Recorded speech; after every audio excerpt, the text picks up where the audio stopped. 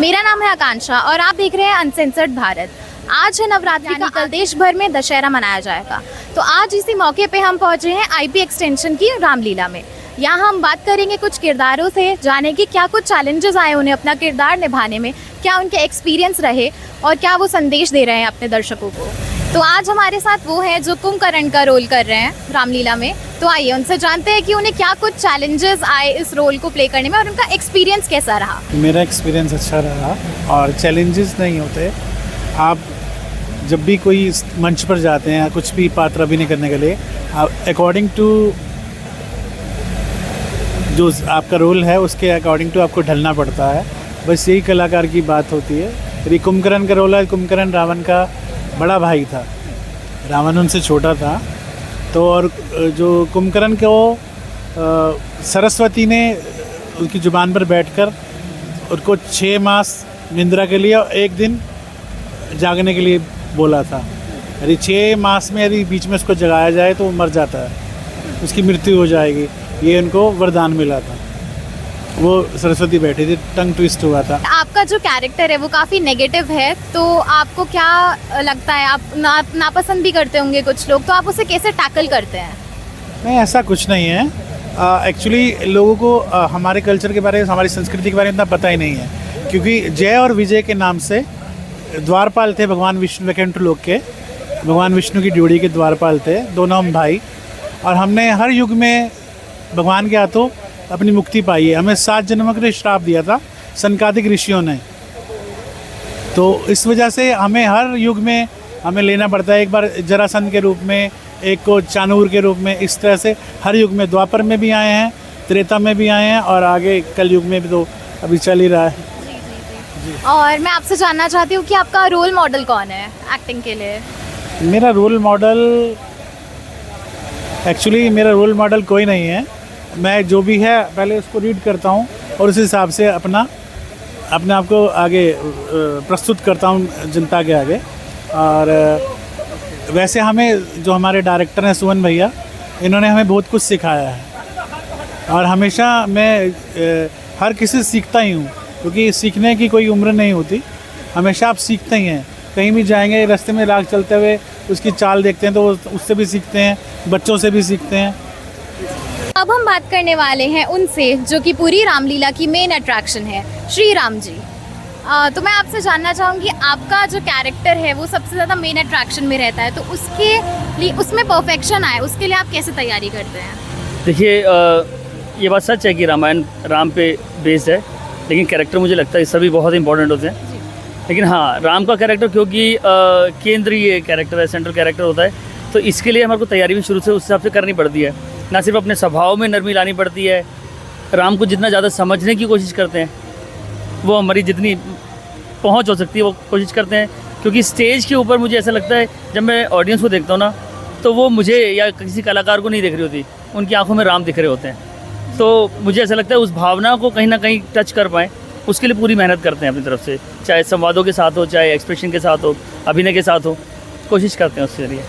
काफ़ी मेहनत तो है कैरेक्टर में, पर आपको पर्सनली लगता है कि आपने उनके कैरेक्टर के साथ जस्टिस किया अभी तक? राम के कैरेक्टर के साथ जस्टिस करना, ये कहना भी बहुत बड़ी बात होगी, लेकिन हाँ, अपनी तरफ से जो मैक्सिमम कैपेसिटी है उससे थोड़ा एक्स्ट्रा जाके उसको टच करने की कोशिश करते हैं कि वो भाव ला सकें, वो सौम्यता ला सकें, वो एक मुस्कान को हम अपने चेहरे पर रोक के रख सकें कि लोग उस कैरेक्टर को हमें एक झलक भी देख पाएँ।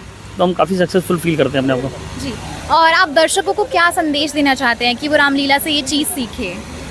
देखिए, राम के या रामायण की हर चौपाई में कुछ ना कुछ सीखने को मिलता है। संस्कार हैं, एक मैं ये नहीं कहूँगा कि पुरुष का, बल्कि पूरे परिवार में सभी का जो एक है रोल क्रिएट किया गया है, और आपसी जो संबंध हैं, उन संबंधों को जिस तरीके से बताया गया है, चाहे वो भाई के लिए हो, चाहे पिता के वचन के लिए हो, या कैकेयी के लिए भी कभी राम के मन में गुस्सा नहीं आया। देखिए, एक साधारण मनुष्य अगर होगा तो कहीं ना कहीं थोड़ी सी खटास आती है, मगर उन्होंने उन सारी मर्यादाओं को हमेशा पालन किया। शायद इसलिए मर्यादा पुरुषोत्तम भी कहलाए। पति के रूप में, पिता के रूप में, पुत्र के रूप में, भाई के रूप में और एक राजा के रूप में हर तरीके से सारी मर्यादाओं का पालन किया। उसके लिए शायद मुझे कभी कभी लगता है कि पर्सनल लाइफ में उनको बहुत सारी चीज़ें फेस करनी पड़ी होंगी, लेकिन उनके चेहरे से वो कभी झलका नहीं। ना कभी रामायण में मैंने इसका कोई जिक्र सुना। तो उस महान कैरेक्टर को अगर कहीं ज़रा सा भी हम सोचने की कोशिश करेंगे तो शायद काफ़ी कुछ सीख जाएंगे। तो राम के कैरेक्टर से अब सब कुछ एक मानव का व्यवहार क्या होना चाहिए, मानव का व्यवहार हम लोग। तो हमारे साथ अब मौजूद है अंगद और हम उनसे जानते हैं कि उनका क्या एक्सपीरियंस रहा, क्या उन्हें तैयारी करनी पड़ी इस कैरेक्टर को प्ले करने के लिए। एक्सपीरियंस तो such an amazing experience to be a part of this Ramlila committee. और तैयारी तो हम लोग रामलीला से पहले करते ही हैं। कैरेक्टर को समझना पड़ता है कि कैरेक्टर का जो बेसिक एसेंस है वो क्या है, क्या सॉफ्ट कैरेक्टर है या फिर वो थोड़ा हार्ड कैरेक्टर है। तो इसी के according will prepare our self. थोड़ा सा जो सीन हमें डिपिक्ट करना है उस सीन का जो एसेंस है वो समझ में आना चाहिए कि इधर कि उसमें इमोशन क्या है, उसमें अगर कुछ मतलब हीरोटिक मूवमेंट है या फिर उसमें लाफ्टर है और या फिर उसमें मतलब क्लाइमैक्स है, उसके अकॉर्डिंग विल प्ले, वैसे ही प्ले करते हैं हम लोग।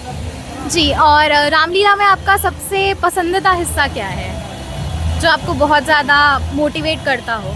रामलीला में हर वो इंसिडेंट जो दिखाया जाता है ना, सबका अपना अलग अलग इम्पोर्टेंस है और हर एक इंसिडेंट जो है वो एक दूसरे से लिंक्ड है। अगर कोई भी एक इंसिडेंट मिस होता है ना तो नेक्स्ट इंसिडेंट में जंप हो ही नहीं सकता। तो रामलीला मेरे ख्याल से रामलीला में ऐसा कुछ पिक एंड चूज़ वाला कोई चीज़ है ही नहीं कि एक अच्छा हो या दूसरा बुरा हो। For being a artist, for me I am saying yes, as for the general audience they can give their points, मतलब view of they're having their own perception that कि उनको रावण, क्योंकि आजकल थोड़ा सा नेगेटिव कैरेक्टर को लेकर लोग ज़्यादा एक्साइटेड रहते हैं क्योंकि थोड़ा सा एनर्जेटिक होता है और they give the goosebumps and all. तो ये है कि वो नॉर्मल ऑडियंस का परसेप्शन हो सकता है कि they might choose anything vibrant among all, but if you are asking to me and I am an artist, so I will respect all the incident and all the parts what I'm going to play or what I'm going to see।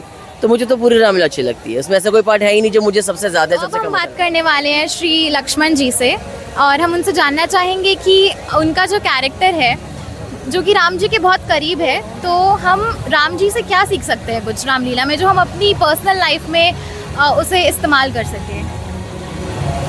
जय श्री राम। मैं लक्ष्मण का किरदार निभा रहा हूँ। मेरा नाम निशांत गुप्ता है और भगवान राम से बहुत सारी चीज़ें सीख सकते हैं लाइफ में। सबसे पहले तो उन्हें जो मर्यादा पुरुषोत्तम राम बोला जाता है वो क्यों बोला जाता है कि कोई भी चीज़ मर्यादा में रह के किया जाए, कोई भी चीज़ हो। तो वो सबसे बड़ी एक सीख है हमारे लिए कि आज की डेट में डिसिप्लिन कितना ज़्यादा ज़रूरी है, बहुत ज़्यादा ज़रूरी है। तो अगर हम इस चीज़ को ही एक चीज़ को फॉलो करके चले ना तो हमें लगता है हमारी लाइफ सफल हो सकती है कि डिसिप्लिन में चले। हर एक चीज़ की जो रूल बनाया गया है वो कुछ सोच के बनाया गया है, तो उस रूल को फॉलो करना चाहिए, ये मेरी सोच है। और भगवान राम हमें यही एक सीख देते हैं। और जैसे आपका कैरेक्टर लक्ष्मण का है तो उसके लिए आपको तैयारी के लिए क्या चैलेंजेस आए वो बता सकते हैं? तो बेसिकली लक्ष्मण जी जो हैं वो भगवान राम की परछाई बोले जाते हैं। भगवान राम उनके बड़े भाई हैं और कहीं ना कहीं वो उनके साथ ही रहते हैं, हमेशा रहते हैं। तो बहुत सारी चीज़ें उन्होंने उनसे सीखा है और हमेशा सीखते रहे हैं। पर लक्ष्मण का जो कैरेक्टर है वो है बहुत गुस्सैल, बहुत गुस्सा वाला, कि ऑलवेज़ गुस्सा जो नाक में होता है। पर भगवान राम उनको शांत करते रहते हैं कि नहीं ये गलत है। तो बहुत सारी चीज़ें लक्ष्मण ने ऐसे भगवान राम के साथ रह के सीखी। तो वो एक सही मायने में है कि वो गुस्से को कंट्रोल भी करते थे भगवान राम लक्ष्मण को।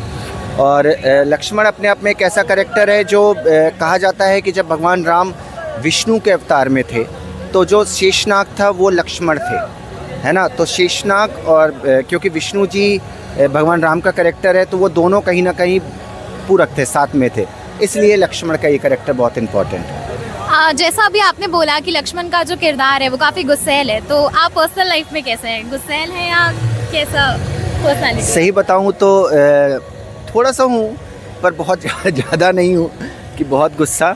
हाँ कभी कभी आ जाता है क्योंकि कलाकार हैं और डांस टीचर हूँ, मैं डांसर हूँ, तो कई बार आता है और कंट्रोल भी करना आता है। तो ये थे वो लोग जो रामलीला में अभी अपना किरदार निभा रहे हैं और रामायण से हम अपनी असल ज़िंदगी में क्या कुछ सीख सकते हैं वो इन्होंने हमारे साथ साझा किया। आशा है कि हम मर्यादा पुरुषोत्तम राम का संदेश अपनी असल ज़िंदगी में उतार पाए।